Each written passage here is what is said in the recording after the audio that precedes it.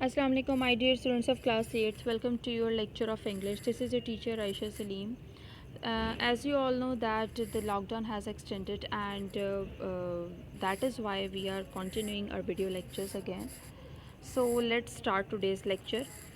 As we have done all past parts of speech and today we are going to do our last past parts of speech on page number 158 in our grammar composition articles. इस हमारे mid term के syllabus में articles तक ही हम लोगों के parts of speech हैं. So let's do it.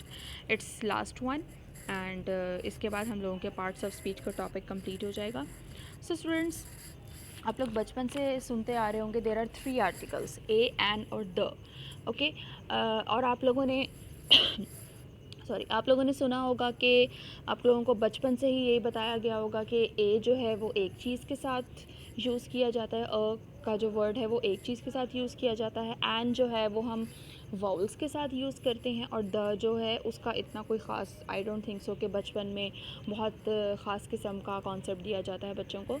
सो अब यहाँ पर हमारे पास क्योंकि it's upper level now and तो यहाँ पर हमारे पास हैं there are 2 types of articles. Number 1 is indefinite article and number 2 is the definite article.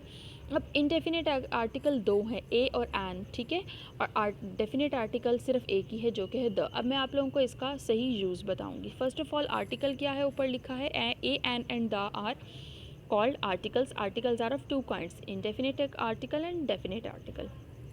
A and an are the 2 indefinite articles. A is used before the word beginning with a consonant sound.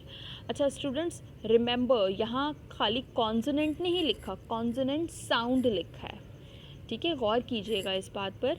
And with the word beginning with a vowel sound. If you can see here I have not said कि vowels के हमारा जो हम vowel word होगा उससे पहले हमने N use करना है. यहाँ पर लिखा है vowel sound. The indefinite article can be use only with the things that can be counted. अब आप लोग ये देखिए, इनडेफिनिट आर्टिकल सबसे पहले तो हमने यूज़ कहाँ करना है, जो कि काउंटेड चीज़ें जो हैं उसको इंडिकेट करने के लिए हमने ए और एन का इस्तेमाल करना होता है. सिर्फ उन्हीं चीज़ों के साथ हम ए और एन यूज़ कर सकते हैं जो कि दैट कैन बी काउंटेड. अब मैंने आपसे बात की कॉन्सोनेंट साउंड और वाउल साउंड की. So students, as you all know, there are only 5 vowels: A, E, I, O and U. Okay students, अब जैसा कि हम लोगों को पता है कि जो हम लोग बचपन से सीखते आ रहे हैं कि हमारा जो होता है वॉवल होता है, उससे पहले जो भी वर्ड होता है वॉवल वाला, उससे पहले हम लोगों ने एन यूज़ करना है. But it's wrong. असल कॉन्सेप्ट ये है कि जो हमारी वॉवल साउंड होती है उससे पहले हम लोगों ने जो है वो एन यूज़ करना होता है. वाउल साउंड से मेरी क्या मुराद है, उससे मेरी ये मुराद है, फॉर एग्जांपल अगर मैं एक वर्ड कहती हूँ यूनिवर्सिटी, सो इसके आगे मैं एन यूनिवर्सिटी नहीं लिखूँगी, मैं अ यूनिवर्सिटी लिखूँगी. बिकॉज उसकी वजह ये है कि बेशक हमारा जो वर्ड है यूनिवर्सिटी वो यू से स्टार्ट हो रहा है. इट्स बेशक हमारा जो वर्ड है वो यू से स्टार्ट हो रहा है, बट इसकी साउंड जो है वो वाउल नहीं है, इसकी साउंड वाउल नहीं है, इसकी साउंड जो है वो य है, इसकी साउंड अ नहीं है. अगर हम लोग अ साउंड से हमारा कोई भी वर्ड यूज़ स्टार्ट होगा तब हम लोगों ने एन यूज़ करना है. फॉर एग्जांपल अगर आप जैसे बचपन में कुछ वर्ड्स लिखते हैं elephant, E for elephant and a sound इसमें आ रहा है. इसी तरह से अगर मैं कहती हूँ एप्पल, इसमें भी अ साउंड आ रही है. सो अ साउंड वाले जो हमारे वर्ड्स होते हैं, अलिफ मदा या फिर जो अलिफ की आवाज़ है उसके जो हमारे वर्ड्स होते हैं उससे पहले हमने वॉल यूज़ करना है. एंड वर्ड कॉन्सोनेंट साउंड का भी यही मतलब है. कॉन्सोनेंट साउंड जब फॉर एग्जांपल अब आपने देखा होगा ये यू वॉवल है बट इसकी साउंड कॉन्सोनेंट है. सो दैट इज़ वाई हम यहाँ पर एन को यूज़ नहीं करेंगे, हम यहाँ पर अ को यूज़ करेंगे. ओके स्टूडेंट्स, तो इस कॉन्सेप्ट को आप लोगों ने बहुत अच्छे तरीके से अंडरस्टैंड करना है. अब लोग यहाँ पर आप लोग एग्जांपल्स देख लीजिए.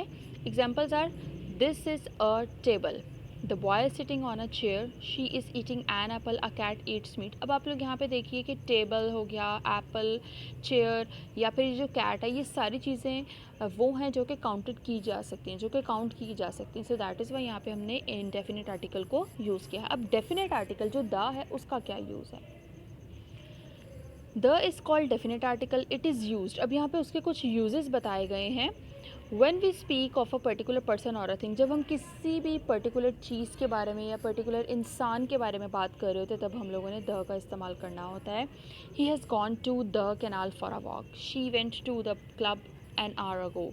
The book he wants is out of print. अब दूसरा यूज़ क्या है इसका? When a singular noun represent a whole class, जब एक कोई भी सिंगुलर नाउन होता है और वो पूरी क्लास के बारे में, पूरे उस अपने कंपेनियंस के बारे में उसको जो है वो रिप्रेजेंट कर रहा होता है, तभी हम लोगों ने द का यूज़ करना होता है. For example, the dog is a faithful animal. अब आप यहाँ पे देखिए, यहाँ पे एक डॉग की बात नहीं हो रही, डॉग की जो पूरी क्लास है, जो सारे डॉग्स हैं उन सब की बात हो रही है. सो दैट इज़ वाई उनको रिप्रेजेंट करने के लिए हम लोगों ने यहाँ पे द का यूज़ करना है. The rose is a sweet flower. अब आप यहाँ पे देखिए, किसी एक रोज़ की बात नहीं हो रही, एक गुलाब के फूल की बात नहीं कर रहे हम सारे गुलाब के फूलों की बात कर रहे हैं, तो हम लोगों ने यहाँ पे द का यूज़ किया. Moving towards next page, page number 159. The third uses with the name of rivers, seas, oceans, group of islands and mountain ranges. इन सब चीज़ों के नेम के साथ भी हम लोगों ने द का यूज़ करना है. The Indus is the longest river in Pakistan. The West Indies is known for great crickets. The Indian Ocean lies to the south of India. Mount Everest is one of the peaks of the Himalayas. अच्छा जी, एक तो हम लोगों ने यहाँ पे देखा कि rivers, seas, oceans, groups of islands या फिर माउंटेन रेंजेस के साथ हमने द का यूज़ करना है. बट अगर आप लोग देखो, यहाँ पर लिखा है the Indus is the longest. अब ये जो लॉन्ग का वर्ड है वो एक एडजेक्टिव है. अगर आप लोग जानते हो तो एडजेक्टिव की obviously as you all know कि 3 डिग्रीज़ होती हैं. Number 1 is positive degree, comparative degree and superlative degree. अब ये कौन सी डिग्री है? It is superlative degree. अब जो भी जितनी भी एडजेक्टिव की सुपरलेटिव डिग्रीज़ होती हैं उनसे पहले भी हमने द का यूज़ करना होता है. सो इस चीज़ को भी आप लोग, ये यहाँ पर 5 यूजेस लिखे हैं द के, तो मैंने आपको एक और यूज़ बता दिया. अब मैंने आपको 6 यूजेस जो है आपको पता लग गए हैं द के. Number 4 is before the names of books and the newspaper. किसी भी किताब या किसी भी अखबार के नाम से पहले भी हमने द का इस्तेमाल करना है. The Dawn is publish from Karachi. The Muslims follow the teachings of the holy Quran. अब आप देखिए, डॉन जो है वो अखबार का नाम है और हॉली कुरान हमारी एक बुक का नाम, हॉली बुक का नेम है. Last one is before common names which are names of unique things. कोई भी यूनिक थिंग्स और कॉमन चीज़ों के नेम्स के साथ भी हम लोगों ने द का यूज़ करना है. The moon shines in the sky. ठीक है, यहाँ पर 5 यूजेस लिखे हैं बट आपको 6 यूजेस के बारे में पता लग गया है. 6 वन इज़ कि कोई भी सुपरलेटिव डिग्री होगी उससे पहले भी हमने द का यूज़ करना है. अब यहाँ पे एक एक्सरसाइज है, वो आप लोगों ने अपने बुक पर सॉल्व करनी है. छोटी सी एक्सरसाइज है. Use a and at the और the where necessary. Dash cat is a loving animal. So यहाँ पर cat is a countable thing, so that is why यहाँ पर आएगा. A cat is a loving animal. Dash table is made of wood. A table is made of wood. Dash child drinks milk. The child drinks milk. अब वो जो बच्चा है, the child, the हमने क्यों लगाया? क्योंकि वो सब चिल्ड्रन जो हैं सारे बच्चों को रिप्रेजेंट कर रहा है. सो दैट इज़ वाई यहाँ पे द आएगा.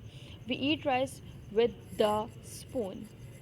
A mango has a sweet taste. So it's really very easy. 5 are done by myself, others will be done by your own self.